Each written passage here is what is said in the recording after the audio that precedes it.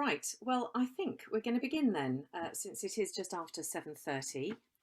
It is lovely to have you with us. Hello and welcome to the first of our Creation Care webinars. I'm Hannah Mayo. I'm the Eco Church lead for my church, which is in a village called Westcott, just outside Dorking, and I'm going to be hosting this evening's webinar. And it's great to see you, whether you're watching on Zoom. Lovely to have you with us, or we're also streaming on Facebook Live. So if you're watching us on Facebook Live, welcome to you as well. Can't see you, but hello. Now you might be here because you've already signed up to Creation Care Scheme, or it may be that this is all new to you. So for those who don't know, Creation Care is an online scheme to encourage households to care for God's world, looking at all kinds of aspects of the way we live and at where we might make changes to live more sustainably and intentionally. After being piloted in a church here in Dorking, it launched nationally in December, and now more than 600 households in almost 70 churches are signed up, which is just wonderful, just 6 months after the scheme launched. Now, it covers 7 areas of household life. Here they are. You can see them on your screen. And tonight we're focusing on that last one, community and global engagement. Because though putting faith into action through caring for God's creation at home is really, really important, we also need to engage with a wider world to amplify our impact.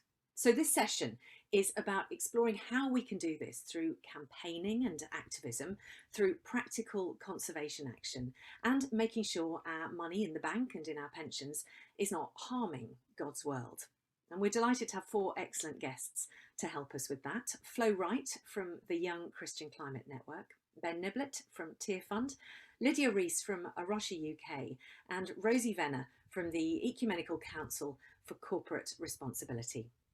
And after they've each spoken, we should have about, if I get this right, we should have about 15 minutes left for Q&A. And to do this, we're using a website called Slido rather than the Zoom chat that you might be more familiar with. And we're doing this because it means that people on Facebook Live can also contribute and ask questions. And here's how you do it. So you go to www.sly.do, and you'll pick up this box when you join, which says joining as a participant, and it's got the hashtag, and you just put stepping out into that box. And then you type your question, and it also means that you can click the thumbs up sign on other people's questions that you'd like answered so that they come kind of further up the screen, and we can see that there are some questions that there are lots and lots of people who would like answers to. So do post your questions on there. You can see what others are asking. Post the questions as you think of them. Don't wait till the end. So if something comes to you in the middle of what the first speaker is saying, then pop a question in there so that you don't forget it and so that we can see it's there. So it's great to have you with us.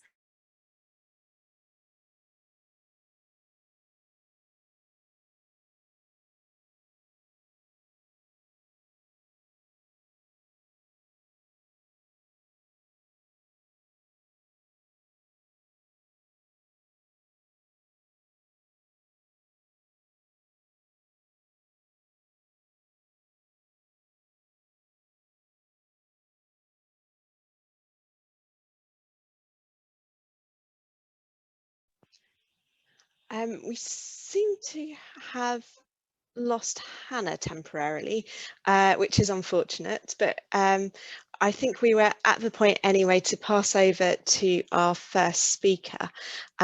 So thank you to Flo for joining us. Flo is a member of the Young Christian Climate Network, and she's also involved in coordinating the relay to COP26, which she's going to tell us about now. So I am just going to ask Flo to unmute, and she can tell us all about it. Hi there, thank you so much for having me. I'm just gonna share my screen because I've got some slides, so that won't be, give me 1 minute. Here we go. Oh, sorry, 1 second.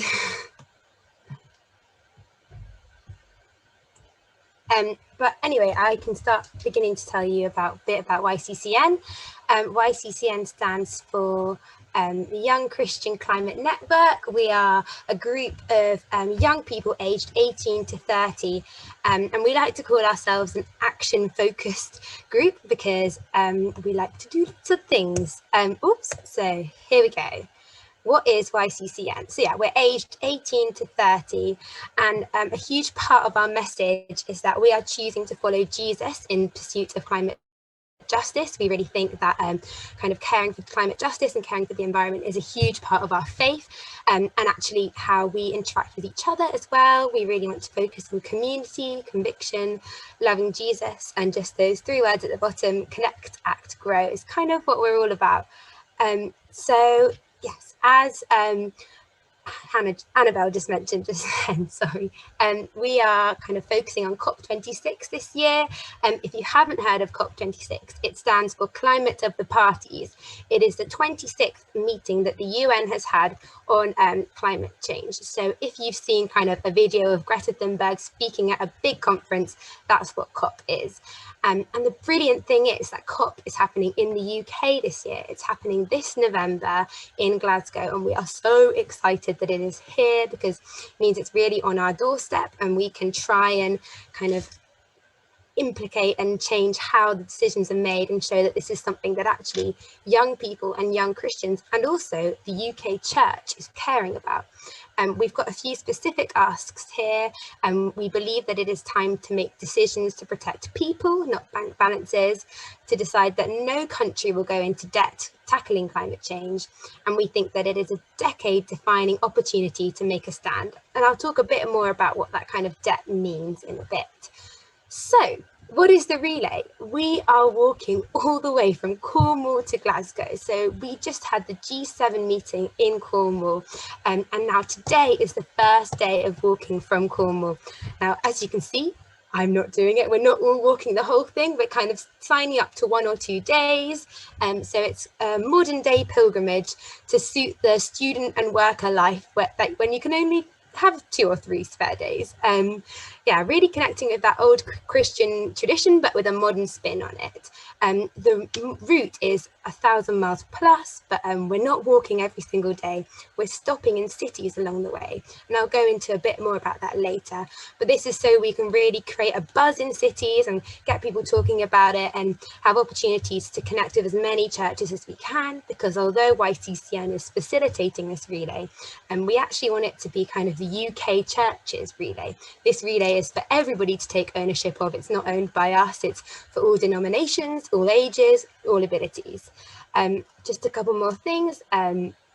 Some people may choose to do kind of a shorter journey. People who live in places that aren't on our route are organising extra walks to join up to our route. Some people are cycling. And residency hubs is just those kind of events that were happening in the cities. So here are some photos of where we've got our inspiration from. You may have heard of these very famous kind of Christian campaigning moments. So that was the pilgrimage to Paris. That was when COP was held in Paris.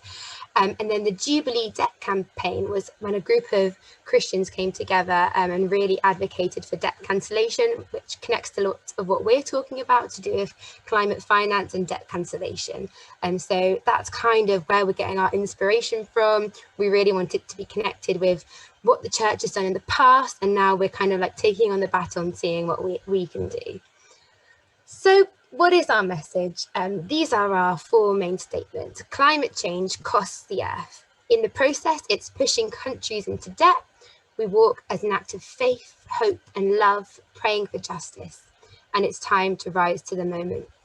And that third one, an act of faith, hope, and love, praying for justice, is so important to us. What makes us different to kind of secular organisations that are running campaigns. There are so many people who are doing different campaigns around COP26, but we find that because we're rooted in our faith, we have a lot of hope, which gives us much of a more positive spin on it all. Even though we take it all so seriously, we realise that we believe in the creator of the universe. We're going to get him to care about this too, because we know he does, and kind of how we can bring all of the church together for this. So yeah, a bit more on why we care about this, to show that Christians are caring about climate justice and creation care. We want to raise awareness of COP26 within the church. So I'm very happy to be here today. Getting more and more people involved in it, talking about it. individually and also within churches, within their businesses, within corporations, getting everybody talking about it. And then back to those statements, because no country should go into debt tackling climate change, and we believe it's a decade-defining opportunity to make a stand. Just explain a bit more about what that debt kind of means. We would say that in kind of the global north, we have been the biggest kind of causes of the climate crisis, and actually the countries that are being affected by the climate crisis the most can the least afford to deal with the consequences. So countries are less equipped to kind of put up flood barriers in a way that we can. And so how can we cancel debts that we have historically had on them, and also help with the kind of responsibility of our own actions in the West? So why the boat? Here is a picture of our wonderful boat. This boat is coming with us along the whole relay. It will be being at each city, so we're not carrying it as we walk. But at each kind of event, we want to have this boat. It's a way of us truly being at an event and having kind of a theme that carries across all the events, even though none of us will be at every single event. It connects to loads of biblical themes, such as kind of Noah's Ark, and also this idea that we're all in the same storm, but we're not in the same boat, and kind of thinking of this wave of the climate crisis, lots of different ways that we kind of connect to it. And also we've got this slogan, rise to the moment, and we're kind of thinking that our boat is going to help us rise to the moment and set sail towards a more just future. So what are we actually calling the UK government to do? I spoke a little bit about what we mean by the debt here, and here are our specific kind of asks. So first, we would like to reinstate the foreign aid budget to 0.7%. So that got decreased due to COVID, and we definitely want to at least get back to pre-COVID levels. We would like to secure agreement from rich countries to double their annual commitment for climate finance. We'd like to collaborate with other governments and international organisations to develop a new regulated climate loss finance, sorry, that is missing the end of the sentence, but a climate loss scheme. And finally, to push for the debts of the world's poorest countries to be cancelled so they can better confront the climate crisis and other urgent priorities. So again, coming back to that idea that the people who have least caused this crisis have the biggest costs, and actually how can we ask them what they need, help them, support them through that, and get rid of any historical debts. So how can you get involved? The easiest way you can get involved is by walking and joining us on the route. So kind of just signing up for as many days as you like. That could just be one day, could be multiple days, depending on how much time you've got. And if the route doesn't go anywhere near where you live, but you would still love to be involved, we would love for you to plan a tributary route. So that's just kind of an extra route that YCCN doesn't have the capacity to organise, that you could organise yourself with maybe a group of local churches who might all be interested in being involved. Helping with the residency hubs, that's our different cities, and you can see them all plotted on the map, but I will go into the detail of the dates of the different cities soon. And then also, there are many ways you can help with YCCN, whether that's following us on social media, whether that's global engagement.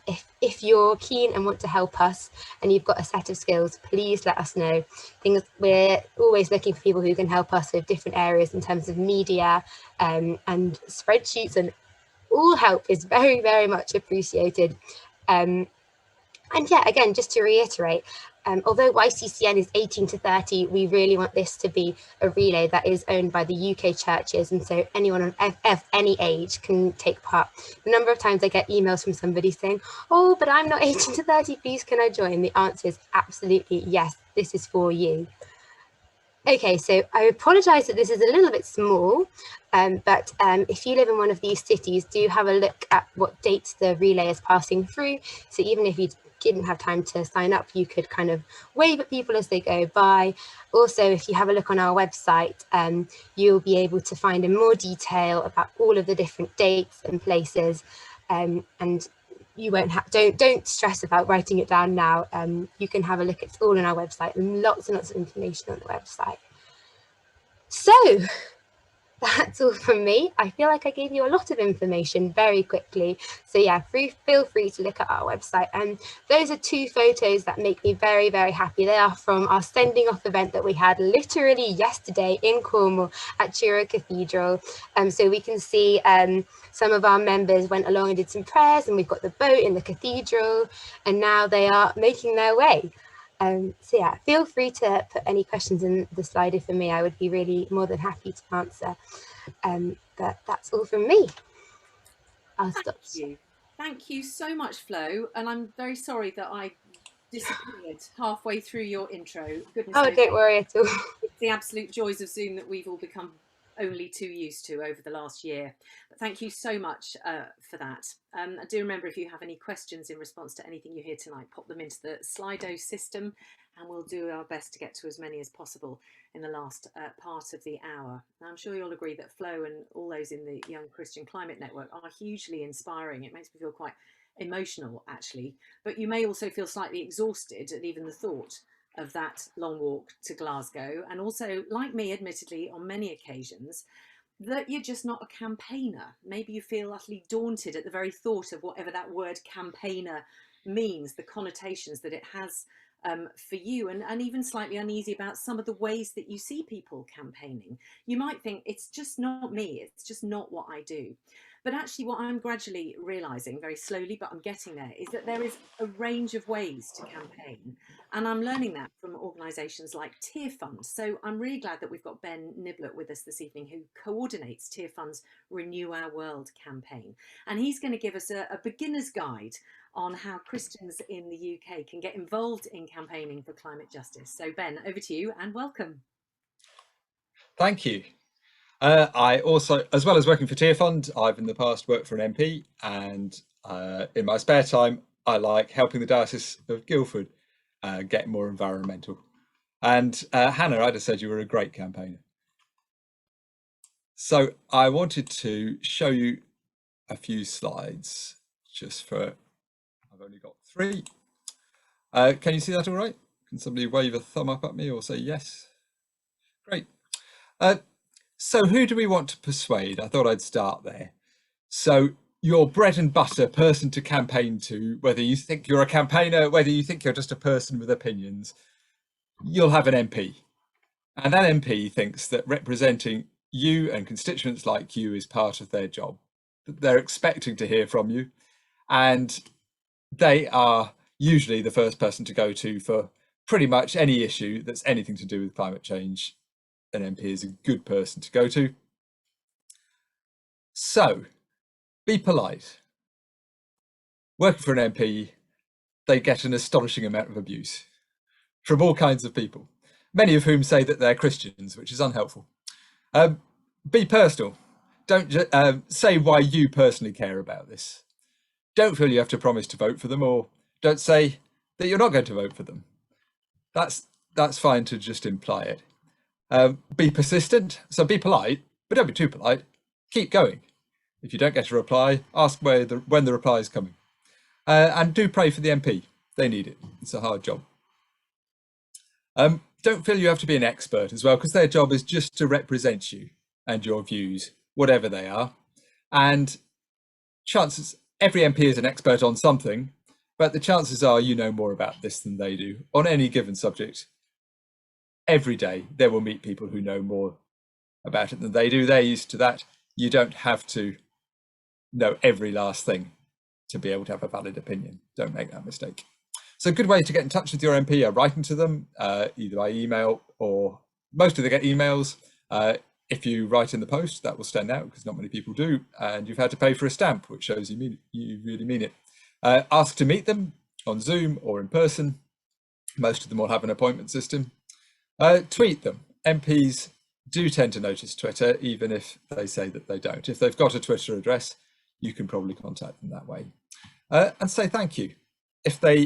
Most MPs hear lots of people say thank you and then immediately go on to say, and please, and ask for the next thing. But if you just say thank you, it'll stand out. So lots of things that we want to campaign on, that we want to get changed urgently, are to do with government. And the best way into government is not to write to the minister or the ministry, it's to write to your MP and ask them to pass your message on That means that when the minister replies, they write back to the MP, they will personally see that reply. They might not bother to read all of it. They certainly probably didn't draft it, but it will at least come to their attention that MPs are writing to them about this thing. So that's the best route in, and it also has the advantage of showing your MP that you care about it.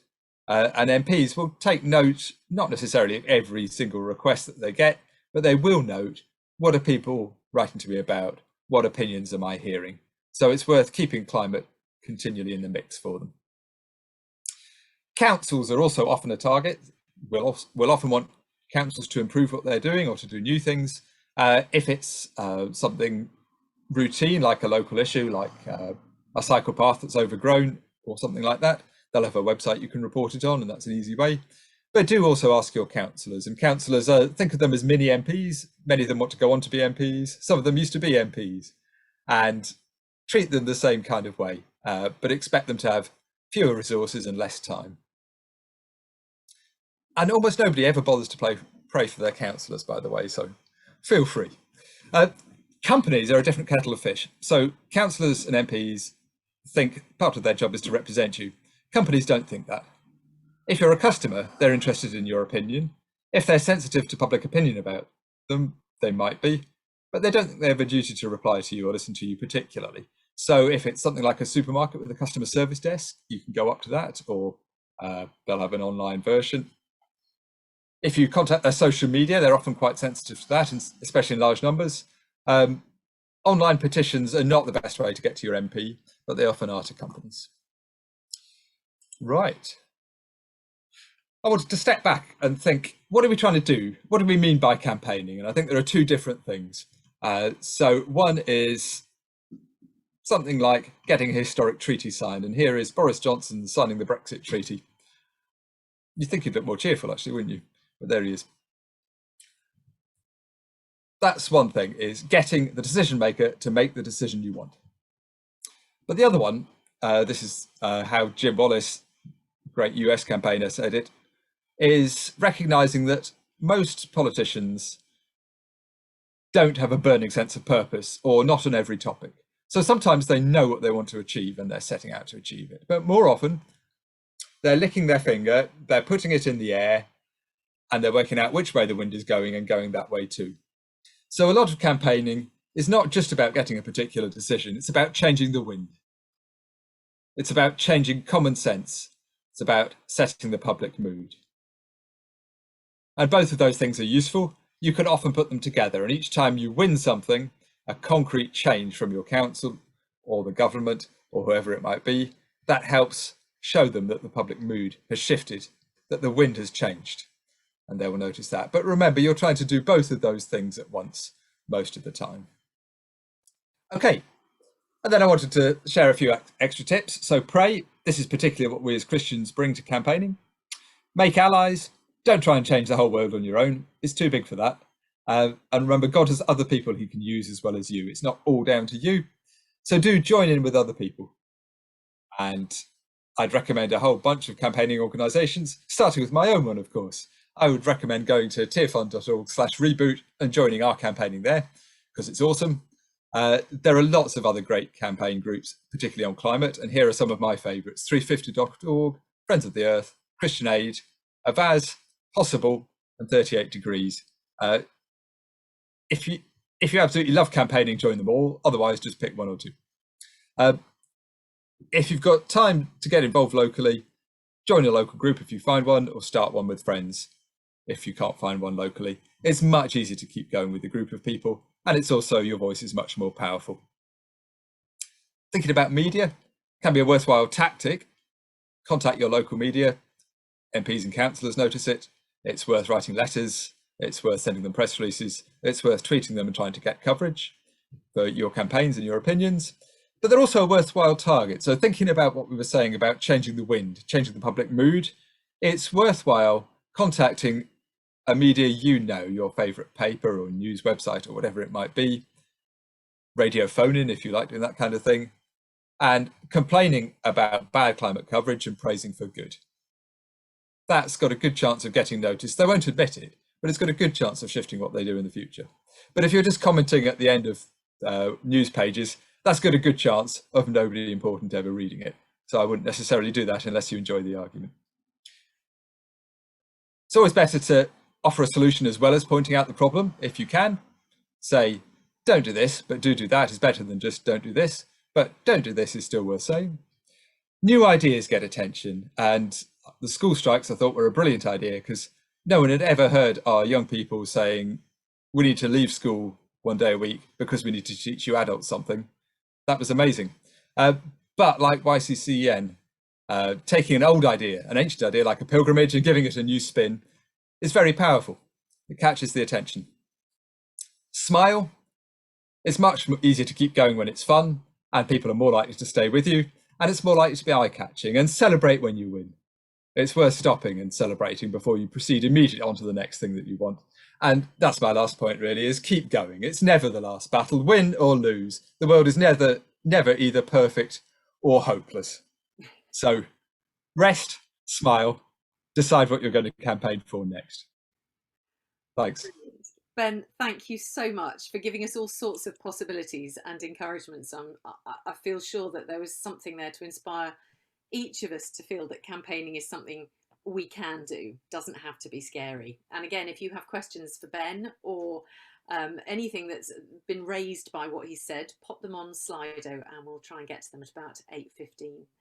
Now, it's abundantly clear that in order to properly care for God's creation, we first of all need to appreciate God's creation.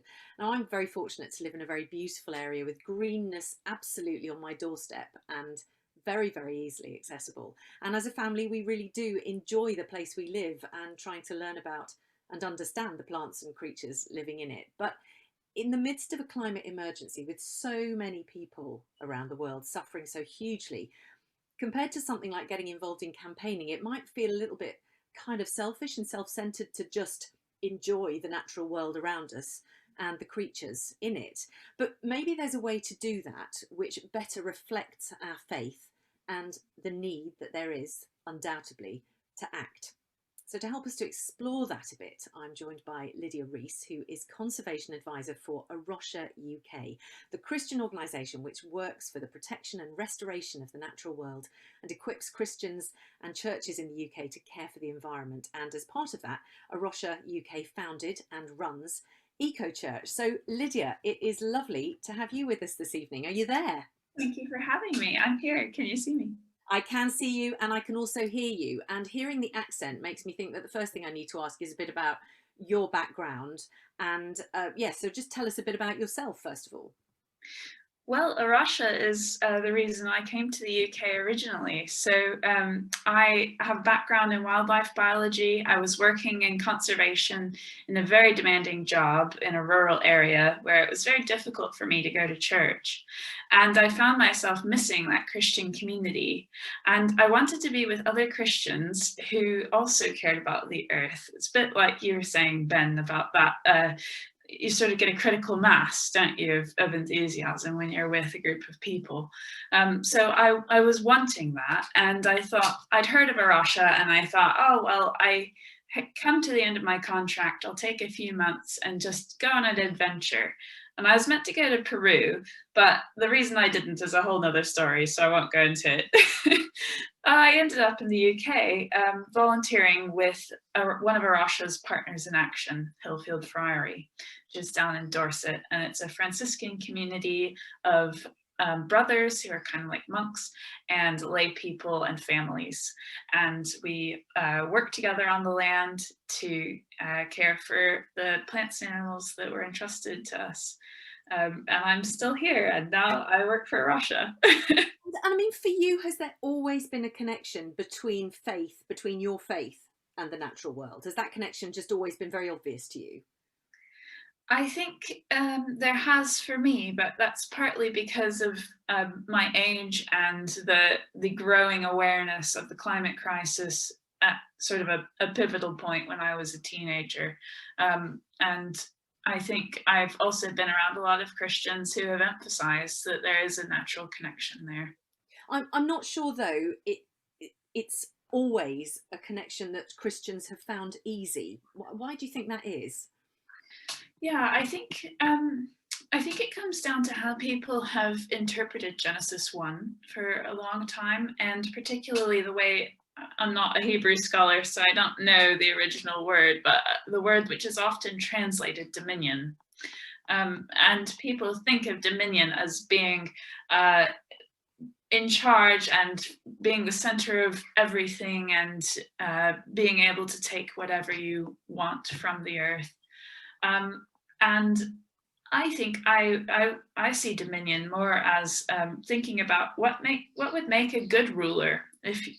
If a good king or queen had dominion and they were doing a good job looking after their kingdom, what would that be like?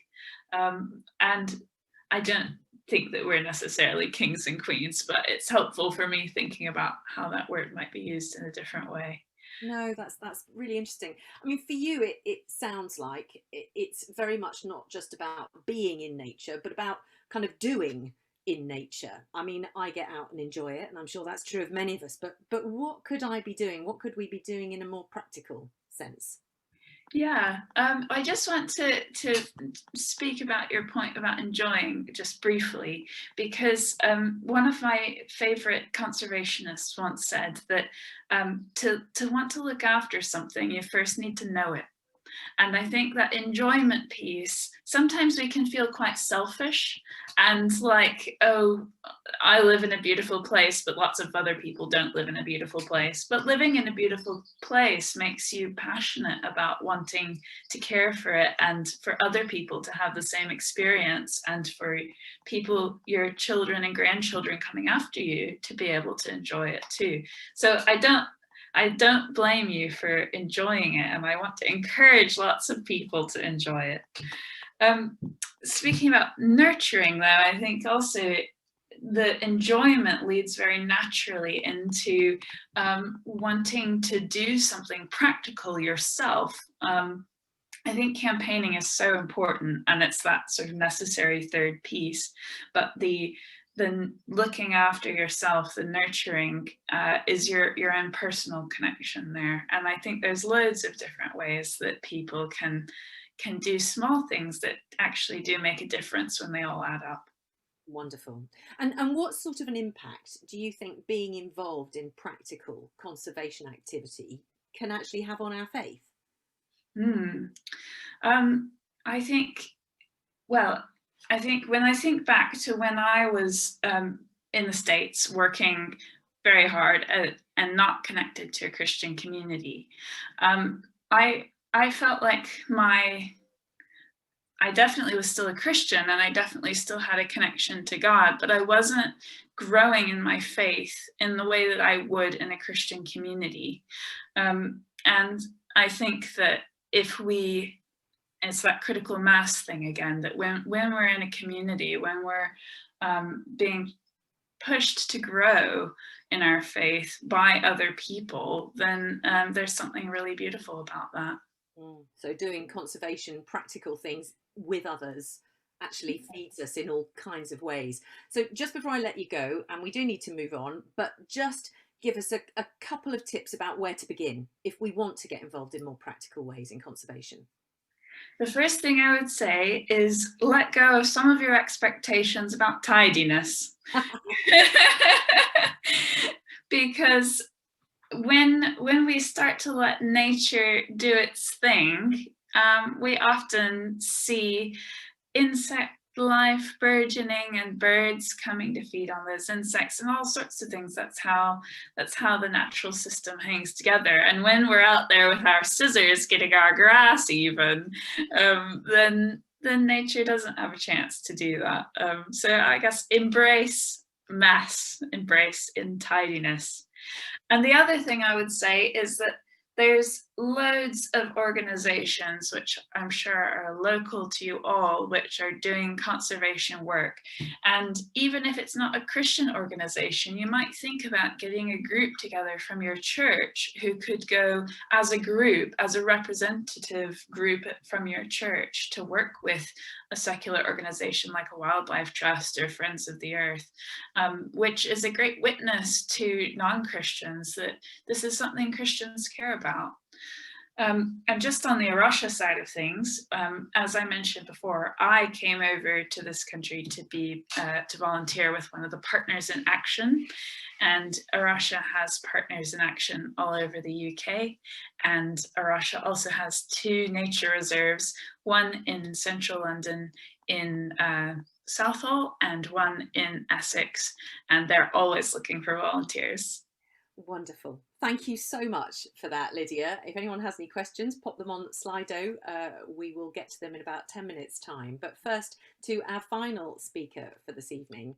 The Creation Care Scheme is all about looking at all areas of our household lives, which includes our money, how we use it and what we do with it.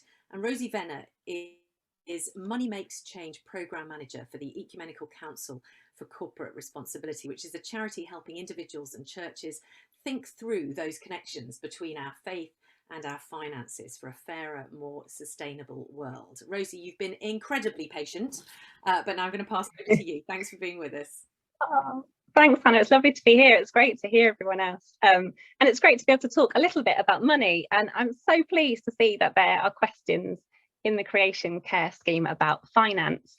I think we can all see that throughout Scripture, there's this importance of acting justly with money, because at the heart of it, money is about relationships, it's about community, and those decisions that we make as individuals or as households with our finances, they link us to our global neighbours and they have an impact on the earth. I'm sure that many of you think carefully about where you spend money and about where you give money, giving to charities and campaigns that are changing the world for the better.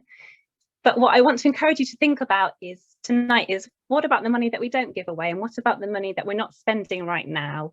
The money in your bank accounts, your pension if you have one, and any savings or investments that you might have now or in the future. We really need to think about what that money is doing too. I think it's not always easy to see that connection. It's not as tangible as getting out in your garden and making it more wildlife friendly and all the brilliant things that Lydia's been speaking about, but it can be a really powerful tool that we can use and encourage other people to think about it too. Because that money that's in our banks, in our pensions and in investments, if we have them, is shaping the world around us. And it's financing companies, it's shaping the way that the world is changing. And it's shaping the future. So we do need to care about it. And I think there are 3 things that we can do to care for creation with our finances. And I'm just going to summarize it like this. We can seek to avoid harm. We can embrace things that are good, and we can engage for positive change. And I want us to just take a little bit of a look at bank accounts first. So bank accounts are using your money, whether you know it or not, to loan to or invest in businesses around the world. That might be a brilliant social enterprise in your local community, but it could also be a company that is building a new oil pipeline. And it probably doesn't come as a surprise to many of you who are involved in climate campaigning that the UK banks are still putting vast amounts of finance into fossil fuel companies. So what can we do? A very simple step you can take, and you may have done this already, is to explore switching to an ethical bank account. Ethical consumers research is very helpful, and the 3 that they recommend at the moment that come at the top of their ratings is Triodos, Nationwide and the Cooperative Bank. So that might be a step that you would want to take. If you're not sure about the bank that you're with, there's a really excellent tool called Bank Green, which has just been launched, and you simply go there and you put your bank in and it will tell you something about your bank's climate policies and suggest some alternatives that you might want to consider.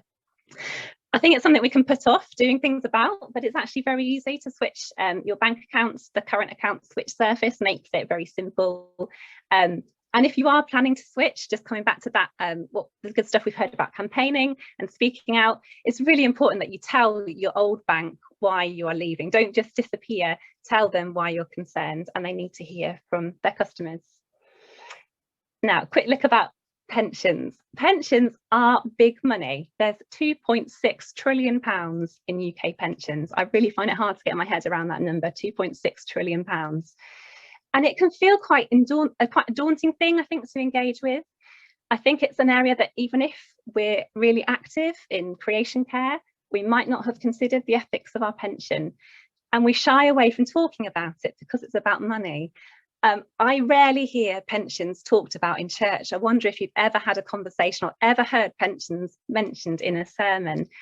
But for many of us, it's the biggest investment decision that we'll ever make in our lives, and it's shaping the world as it's shaping the world now. So I think it really needs to come into our conversations about stewardship. And because it's not talked about, it's forgotten about, and we might find that our values and the things that we care about are at odds with how our pension is invested. So the vast majority of people, they stay with the fund that they're first put in when they're automatically enrolled, and that's what we would call the default fund. And it will be most likely be invested in the FTSE 100, and you'll see some of the logos there, like Shell and BP. The organisation Share Action says it's possible that over 10% of the average pension is invested in fossil fuel companies. So choosing a sustainable pension and looking to see if there's an ethical fund that you can move your pension into, that's a really important step you can take. If that's not an option for you, maybe you're already drawing your pension or you're yet to have a pension, there's still lots of campaign actions that you can take. You can push pension providers to sign up to net zero commitments. And the more of us that are talking to pension providers about this, the more of us that can make sure that ethical, climate-friendly pensions are the defaults and not the alternative that only a few people put their money into, that's really going to make a significant difference. And finally, a quick word on investments. This is a really huge topic, and it's not something I'm going to attempt to cover in any great detail now. I'm also not a financial advisor, so the things that I mention here, they're not recommendations, but they just might be things that you want to explore further. So whether you have £50 to invest or you've got a larger sum of money, it's really worth asking the following questions, which kind of go back to those different approaches that I mentioned at the beginning. What do I want to avoid? What do I want to divest from, move money away from? And those of you who've been involved in the church divestment movement will be familiar with that. Where do I want to engage? If you're a shareholder, you can be involved in shareholder action. You can hold companies to accounts. And thirdly, what do I want to embrace? Where could I invest in businesses that are really good for society and the planet? And I've just put a couple of examples here. This is what's often known as impact investing. Energize Africa invests in companies providing home solar energy access to communities in Africa. You can invest as little as £50 with them. You don't need a lot of money. And the Big Exchange is a new set of funds which has been set up by the people behind the Big Issue. That's a more traditional kind of setup. It has funds that you can invest in, and those companies are screened and analysed to make sure that they positively impact people and the planet, and they're linked to the Sustainable Development Goals. So you can know if you're putting your money in that fund, it's helping to achieve the UN Sustainable Development Goals. And as I said, there's lots of options out there. You might want to do your own research and maybe talk to an ethical financial advisor who understands about the things that you care about and shares your values. So that was just a whistle-stop tour of banks, pensions and investments. If you're already taking action with your finances, I urge you to share what you are doing with others and get others involved. Talk to people in your church, in your household, in your community, and let's just grow the movement of people who are making those connections between their faith and their finances. If this is a new area for you, then be encouraged, take some small steps. I think it's a lot easier when we journey together and share what we are learning with each other. The world of finance can feel pretty complex and inaccessible, and I think that's why it's an area of our discipleship that we really struggle sometimes to take action on. But the work that we're doing through the Money Makes Change programme, and also brilliantly through Creation Care, is making it about looking at those really practical actions you can take. So if you do want to have these kind of conversations in your church and make it easier to talk about money and make that connection with caring for creation, then do have a look at our resources, or invite me to come and talk or to lead a workshop. I think next time you see your bank statement or your pension statement come into your inbox or through your letterbox, just take a moment to think about what action you could take to care for creation through your finances. Brilliant, Rosie, thank you very, very much for that. I mean, it is an area I think we're kind of a bit scared of delving into. I mean, not least because we might discover that any money we've got is invested appallingly. And so it's quite scary to even go there. But I think what you've said will help to empower us a bit with that, which is great. And actually, Rosie, just saying there about maybe inviting her to come and talk to your church, I would really suggest that that kind of thing is a great way of getting some expertise, because I know that in our eco church adventures at my church, you know, we're not experts. We're trying to get our head around things that you know, some of us are starting from scratch about. So it's really useful to know that actually a lot of these organisations that we've talked about this evening, and lots of other organisations, have people who can come and speak. Ben's been to speak at our church, and that was fantastic. So do ask, because there are a lot of people out there who are prepared to do that. And nowadays, with so much of it still on Zoom, it's even easier because they can sit in their own sitting room and do it from there. So so I'd really suggest that was a good thing to do. We have got a few questions coming in, but if you'd like to add any more, there is time to do that, so please do. I mean, one of the questions, hang on, I've just lost them, but they will come back. There we are. The financial questions, Rosie, have popped up, which is for people who are starting a pension, for example, where can they go? Where can you get good advice if you're starting a pension and you want to start it properly and ethically? Oh, still muted. Annabelle, is there something you need to do to help Rosie unmute? Yeah, sorry, I can unmute for a moment. Yeah, there's some brilliant resources out there. There's a website called Good with Money, which I'll put the link in the chat in a moment. Has lots of really good, accessible, jargon-free introductions to ethical finance, and they've got a really good resource on pensions. Share Action also, I think I mentioned, have some great resources, and you can go through and look at the different actions that you could take, maybe when you're setting up your pension, or if you're looking to switch to an ethical fund. So there are resources out there, and yeah, I'll pop some things in the chat so that people can have a look at that. Fantastic. Another question that's been asked is, these are quite money focused actually at the moment, so do ask about some other things as well. But if we ask a financial advisor about ethical places for our money to be, can we trust that they're across it and that their suggestions are going to be good ones, or are we just going to? Yeah, I mean, it's a really good question. I think this is where you need to be quite cautious, and you need to be wise. You need to understand a little bit about what you're looking for first. You can go through something called UCSIF, which is people who are interested in sustainable finance. Again, I'll put that link in the chat. So that's an association of ethical financial advisors who care about sustainable and ethical issues. That's a good place to start.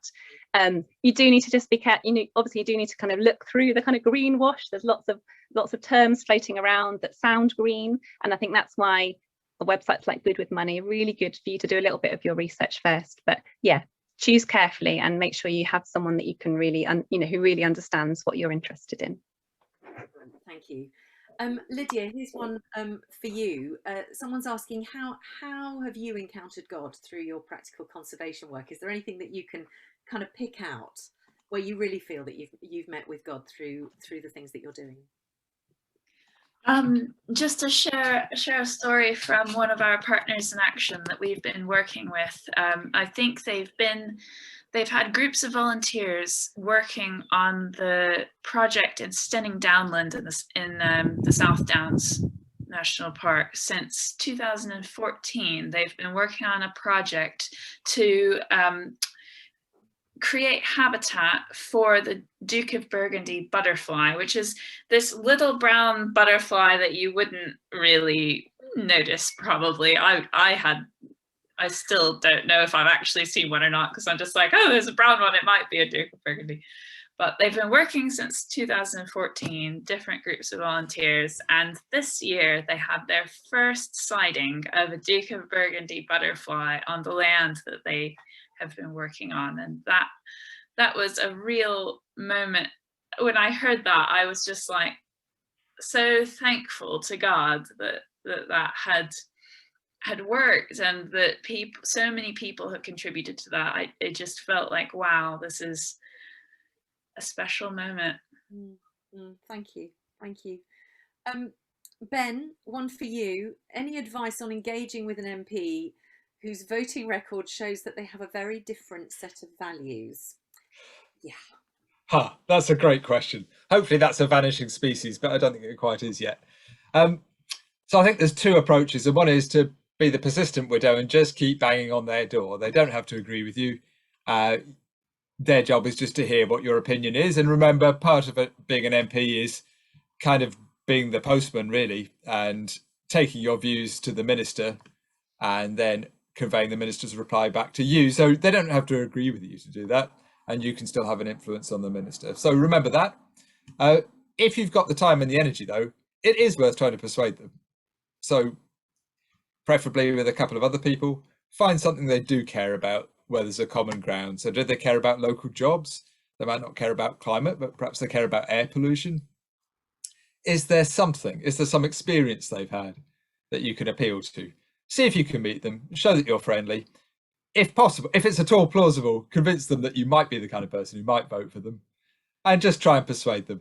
So don't worry too much if a lot of politicians are very thick-skinned, they've made their mind up, but some are persuadable. And it also helps if they don't just think you're lobbing them from a set of political points. If you tell your story and say, this is why you care and why it matters to you. And again, appealing to children, appealing to what your children think, or that's often a very powerful way in, even if they just don't care about anything else. I mean, would you say if you're someone who has beaten on their door quite regularly and you think they're probably sick of the sight of you, to send somebody else along instead of you? Yeah, that's worth doing. Or yeah, don't do it instead, just do it separately. That'd be Okay. All right, thank you for that. Right, what else have we got? Sorry, I'm sure I saw something else here. My local government fund, pension fund, is divesting from fossil fuels, somebody said, after pressure from members, employees, pensioners on the trustees. That seems like a good approach. This relates, doesn't it, Rosie, to something you were saying about if you're a shareholder, then you actually have a place at the table and can influence things. Yeah, I mean, absolutely. Local government pension funds is something that we can all have a say in, wherever we are, and we don't need to be a member of that pension fund or an employer. We can, as a citizen, we can have a role to play, and that's a movement that's building. So absolutely, find out, talk to your local councillor about it and see if there's a local movement getting involved in fossil fuel divestment. That's a really important campaign to be part of.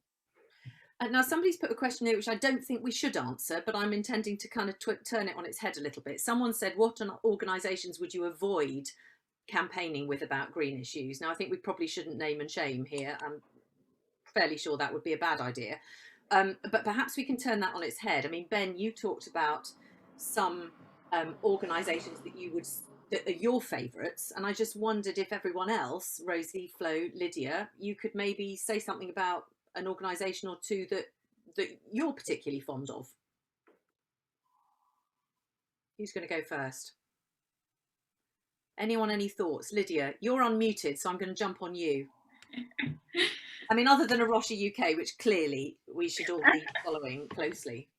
Well, in the last couple of years, Rocha has been working with some other organisations like Tearfund and Friends of the Earth to bring people together around the table to share ideas and to say, actually, there's a big body of us who think, like you were saying before, Ben, about getting together with friends, to say this is something Christians care about en masse. And I'm sorry that I don't remember everyone who's part of that gathering, but I know Tearfund and Christian Aid are those are the main ones that come to mind for me. But I think Tearfund and Christian Aid, really. Thank you, Lydia. Rosie, anything that you particularly any organisation you particularly want to point to? So I would really recommend Hope for the Future. I know that some folk, I think, involved in YCCN are also part of Hope for the Future. They do really excellent training. If you're feeling nervous about talking to your MP and you just don't know where to start, then they do brilliant workshops and training, and they've got resources online. So I'd say if that's something that you want to do, but you're not sure how to get started, then have a look at Hope for the Future. That's a brilliant suggestion. Thanks, Rosie. Flo, any organisation that you would particularly recommend that's a bit of a favourite for you? Yeah, sure. Can you hear me? Yes, we can hear you. Yes, my laptop has frozen, but I can still hear all of you. So I don't know. Yeah, I really am a big supporter of both Tearfund and Christian Aid. Both of them have, for me, been really quite fundamental in helping me consolidate my own values. They do lots of things for young people, but also they have a wider view on kind of social justice and really lifting up people in vulnerable situations. So for me, those are the best two to kind of lift up. But also Rocha, and just I really stand by kind of charities with a Christian outlook on looking at climate and social justice. Obviously, as I'm only 19, I don't know anything about pensions or investments or anything. Thank you, Flo. No, that's great. There's another question here. Oh, somebody said churches together groups are really important for working together, and that's absolutely the case. And I know here in the Dorking area, we have tried as eco church groups to get together, and that's, you know, in an ecumenical sense as well, but as eco church groups to get together to try and kind of just encourage one another and share ideas, and so, you know, that I would suggest is a great way to do it, whether through churches together or whether it's just actually people getting in touch with other churches in your area who are involved in eco church and things like it, and just getting together to chat and share. There's another question here, which is, what is the best way to influence the big supermarkets to behave ethically? That is a huge issue for us all as we do our shopping each week, the decisions that you find yourself having to make about the least worst option. So has anyone got any thoughts on how to influence the supermarkets? Use their customer services, ring them up, visit them in store, say what it is that you do want to see and what it is that they are doing that you want to stop seeing, and that's one good way. Mostly I'd say I'm not a big fan of big petitions on things like change.org or wherever. I think they're too easy to brush aside, but I think for supermarkets it is quite a good way to do it, especially if they let you say that you're a customer of that supermarket. That can be quite a good way in. I'd also think, who do you know? So my next door neighbour is a Tesco manager. I can have a word with him. Okay. Another thing I would say is that shops do respond to Twitter amazingly. I mean, whether it's about something you've bought that, you know, wasn't good enough or this kind of thing, you know, they do actually respond amazingly fast sometimes, which astonishes me. Right, well, I think we need to stop now. Thank you for all your questions. And thank you so much to our guests tonight, to Flo Wright, Ben Niblett, Lydia Reese and Rosie Venner. Your contributions have been fantastic and have really broadened, I think, our understanding of all those different areas that we've talked about this evening. You've inspired us in all sorts of different ways to take a fresh look at the areas of campaigning, of conservation and stewardship of our finances, and crucially, to maybe start taking action where we didn't before, or to take another action. I'm a big believer in the domino effect. So one action leads to another, which leads to another. If you haven't yet registered for the Creation Care Scheme, then I think the details for doing that are about to pop up on your screen. I imagine a lot of people here have already done that, but if not, this is how you do it. Not that, the next one is how you do it. We go to creationcare.org.uk. In the menu, go to households, and at which point you can register your account, and you can look at the churches that have already registered, and if you belong to one of them, then you can attach yourself to them. And then there's a questionnaire that you fill in, and it's a really, really good way of just having a look, kind of doing a bit of an audit of how you live, just to see how well you're doing. And then you can get an award. You can get a bronze, a silver or a gold award. And for some people that's hugely important, and for some people it's not important at all, but it's a really good way of just seeing how you're doing and seeing how you're progressing through living more sustainably and intentionally.